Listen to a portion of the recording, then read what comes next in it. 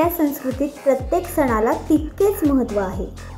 पूर्वजांचा आदर सन्मान करण्यासाठी आणि ऋषींच्या ज्ञानाचा विसर पडू नये यासाठी गणेश चतुर्थीनंतर दुसऱ्या दिवशी ऋषी पंचमी साजरी केली जाते। या दिवशी ऋषीची भाजी केली जाते। पण ही ऋषीची भाजी म्हणजे काय, ती का करतात आणि ती कशी करतात या संदर्भातील माहिती डोंबिवलीतील सुचिता माने यांनी दिली आहे। ऋषी पंचमी वद्य पंचमी म्हणून ती म्हणतात। गणपतीच्या दुसऱ्या दिवशी ऋषी पंचमी येते आणि ह्याचं मुख्य हेतू म्हणजे काय, ऋषी का करायचे असते।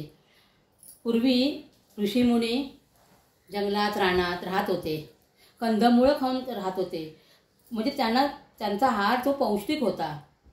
भाज्या कशा बांधावर झालेल्या असतात त्यात ते खाऊन ते राहत होते, त्यामुळे त्यांचं ना सदृढ आयुष्य गेलं। आता ऋषीचं ह्या भाज्या करायच्या म्हणजे कारण का, ह्याच्या बैलाच्या श्रमाचं काही खायचं नाही। हरळीचा भात असतो, त्या हरळीच्या भाताचं पीठ करतात, त्याची भाकरी करतात, ती असते। आणि त्यामुळे काय होतं,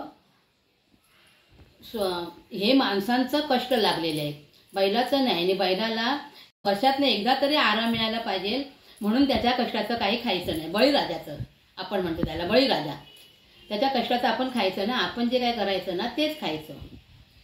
आणि कोण 12 भाज्या करतो, कोण 16 भाज्या करतो, कोण 18 भाज्या करतो, कोण 21 भाज्या करतो, ज्याला जसं होईल ना त्याप्रमाणे ते करतो।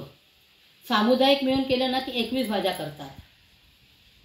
आणि मग ते 8 ऋषी म्हणजे गोटे असतात, समुद्रावरून ते गोटे आणतात आणि ते गोटे ते पाटावर मांडायचे।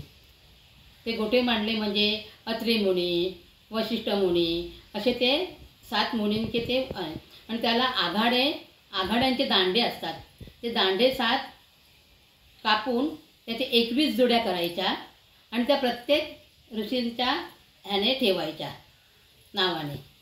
आता त्या भाज्या कुठच्या लागतात, अळूची भाजी, भाजीचं अळू, लाल माटाची भाजी, त्याचे देठ, दोडका, फरसबी, पापडी, वालपापडी, भोपळा, दाणे, खोबरं,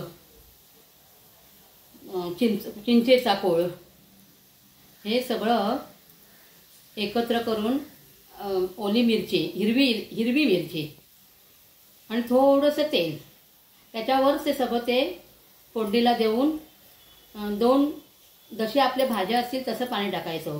आता ही 2 ग्लास पाणी टाकून मी ती भाजी केलेली आहे।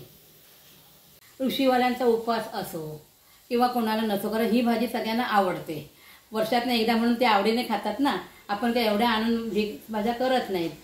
मग त्या सगळ्यांनी मिळून त्या वाटी सगळ्यांना त्या भाज्या द्यायच्या, अशी ही ऋषीची भाजीची पद्धत आहे।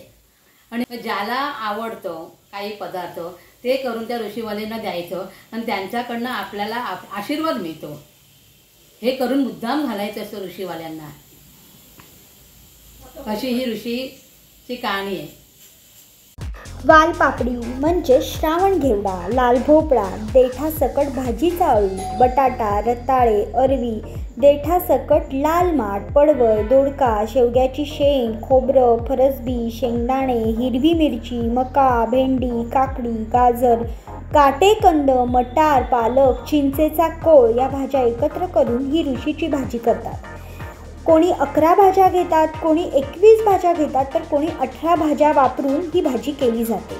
या सर्व भाज्या धुवून चिरून घ्याव्या लागतात। कढईत थोडंसं तेल घालावे, त्यानंतर हिरवी मिरची घालून अळूची पाने आणि लाल माठ टाकावा। या भाज्या जरा शिजल्या की सर्व भाज्या हळूहळू कढईत टाकाव्या। त्यानंतर त्या भाज्या शिजण्यासाठी भाज्यांच्या प्रमाणानुसार 2 ते 3 पेले पाणी घालावे, त्या व्यवस्थित शिजू द्याव्या। कुकरमध्येही शिजवू शकता। 1 शिटी घेतली की भाज्या व्यवस्थित शिजतात। त्यानंतर त्यामध्ये कोकम आगळ किंवा चिंचेचा कोळ आणि मीठ घालून भाजी थोडी शिजवावी। यामध्ये पाण्याच्या ऐवजी तुम्ही नारळाचे दूध देखील घालू शकता, अशी माहिती सुचिता माने यांनी दिली।